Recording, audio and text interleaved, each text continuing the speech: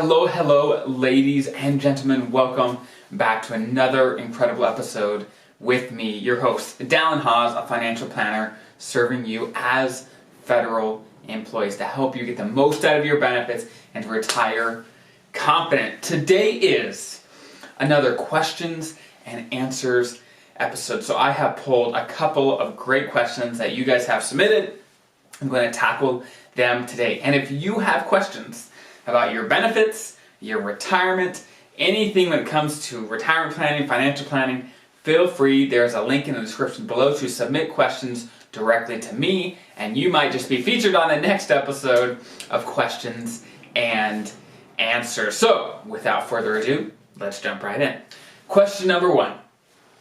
This is kind of a slash statement slash question, right? So this gentleman says, hey, under my understanding, a 60-year-old retiree could marry a 21-year-old, and upon his death, the death of the retiree, the 21-year-old could collect a pension for maybe 80 years. Okay, so let's break this down. There's a lot going on here. So what this person is saying is, hey, is it possible? Let's say someone retires when they're 60 and they just happen to be married to someone that's 21, right? Someone that is 39 years younger than them. Okay, 39 years.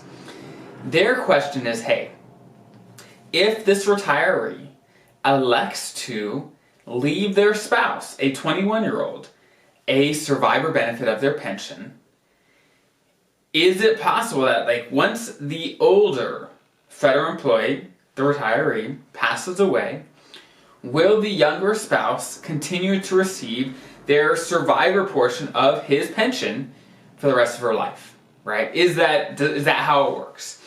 And this is a great question. And the short answer is yes, actually, that is how it works. There's some nuances, but for the most part, yes, that's how it works. Where basically, as long as they're your spouse and you're legally married, then you can elect to give them a survivor benefit, which, upon your death as a federal employee, they would continue to receive for the rest of their life, right? Which is an incredible benefit.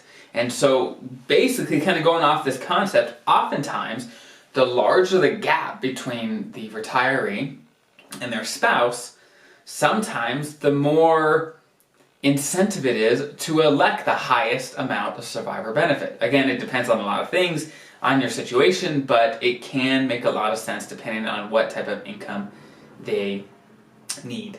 Now, with that being said, there is something called an insurable interest annuity as well, benefit. Basically, what it is sometimes when people were divorced in the past, or for a number of reasons, their survivor benefit may be already taken by, let's say, a former spouse or someone else.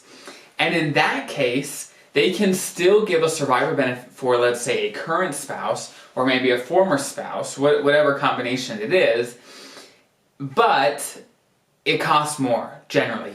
And in that case, when you're doing this insurable interest benefit thing with your pension, where it's a second person, basically, that you're trying to give them a survivor benefit, then it does depend on how much younger they are from you. It definitely does depend. And the younger they are compared to you, the more it's going to cost you to give them a survivor benefit. But again, that's not going to affect most people. I just wanted to bring it up because this is probably where this idea was coming from, that doesn't matter if my spouse is 39 years younger than me. In some cases it does, right? If you're already giving a piece of your pension to, let's say, a former spouse or something like that, and you'd also like to give it to a spouse, then that's a different question. But if you've been married once and you only are trying to get a survivor benefit for your spouse, then yeah, it doesn't matter how old or young they are, they can receive that survivor benefit for the rest of their life, right? As the rules stand today. Could they change in the future? Yeah, they definitely could. As the rules stand today, that is how it works. So, great question. So, question number 2.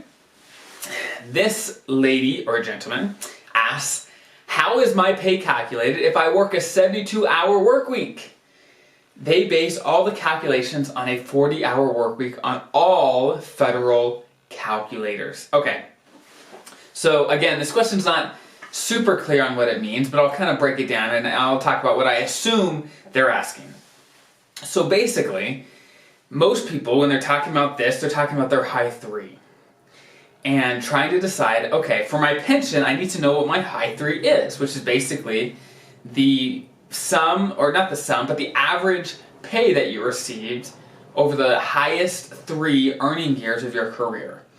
But not all types of pay are included in your high 3. And when you have some odd shifts, like maybe firefighters do, or some other different types of positions do, you have some odd shifts. And so sometimes, when let's say your work week is based on a 72-hour work week, then how your high 3 is calculated, how your basic pay is calculated, is nuanced. Okay, there's a number of rules, and it depends on what a normal shift looks like for you and what overtime you're getting. It depends on a lot of things. And so I'm not going to dig into this super deep right now, but what I will do, I will link in the description below a PDF from OPM that digs into this topic, because the calculations get a little messy. I'm sure I'd lose a lot of people here, and this doesn't apply to everyone. So, but if it does apply to you, if you work some weird shifts, maybe a 72-hour week or maybe a 53-hour week, whatever it is, or maybe if you have a lot of overtime, it may make sense to do some research and check out this PDF that I'm going to send, especially for firefighters specifically, who this applies to more often than not. So, again, I'll put that in the description below. Check that out if that makes sense for you. So, those are the questions for this week. A little shorter this time. They were not too hard. But, again, if you have any questions, comments, in the link in the description below, you can find a link to submit your own questions that I may just address on the next episode of Questions and Answers. I hope that was helpful. I hope you guys have an incredible rest of your day, and I'll see you next time.